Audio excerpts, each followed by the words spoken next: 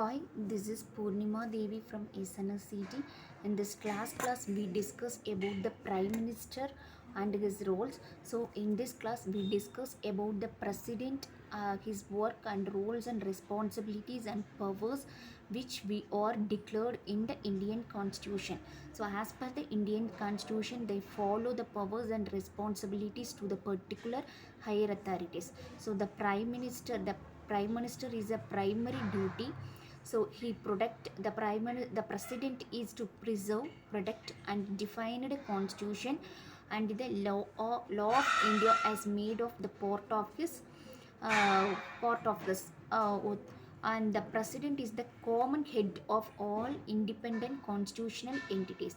So all his actions, recommendations and supervisory powers over the executive and legislative entities of India shall be used in the uphold of the constitution. So there is no bar on the actions of the president contest in the court of law. So the president of India is the head of the state. The system of government is India is a cabinet form of government. So Indian president is therefore the constitutional head like a king or queen of Britain. That is, all executive powers are constitutionally vested in him, although those are actually exercised and executed by the cabinet. In India, the powers of union government are treated as the powers of president. These powers are used in his name and persons of constitutional stipulation under Article 53. So there are some functions which are handled by president. So he is the head of the union. So the president is head of the union executive. So all the executive powers are exercised by in his name.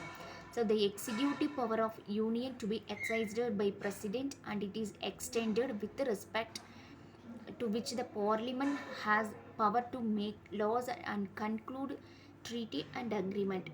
So the appointments as a head of the executive, president appoints governor of state. He is the he only appoint the governors for each every states and judge of Supreme Court. So Supreme Court judges also he elected, and the high supreme judges of Supreme Court and High Court and Auditor General of India and many other officials such as Finance Commission, Election Commission, Union Public Commission. So those are all appointed by the president, and appointment of prime minister and other ministers. So the president also appoint prime minister and with the advice of other ministers in this union councils.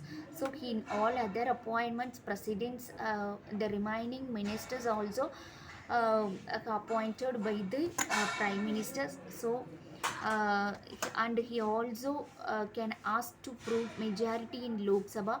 So Union Council of Ministers normally remains in office of 5 years unless dissolved earlier for any reason. So the president will be in the president will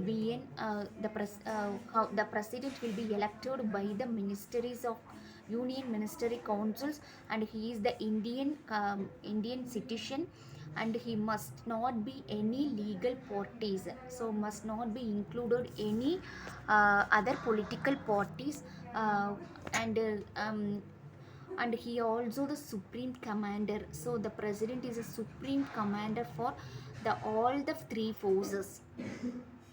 And there's some emergency powers of presidents. So he can provide uh, uh, any emergency powers under the presidential access. So first one is national emergency. The president can issue proclamation of national emergency when the security of India or any part of threatened by war, armed uh, or external aggression. Such as proclamation of emergency may remain in force for indefinite period. So during this proclamation of national emergencies, the executive power of states to be exercised in accordance of the directions by the central government. So parliament has the power to make laws on the subjects enumerated by states. The next one is failure of state constitutional machinery. So failure of constitutional machinery in state, president of India is authorized to make the proclamation to the effect. The maximum duration of this type is 3 years. So during such an emergency, president may issue himself an executive power to the state. And the financial emergency, so the president may also issue a proclamation of financial if he satisfied that the financial stability of India is threatened. So this type of emergency may continue to remain in force for an indefinite period.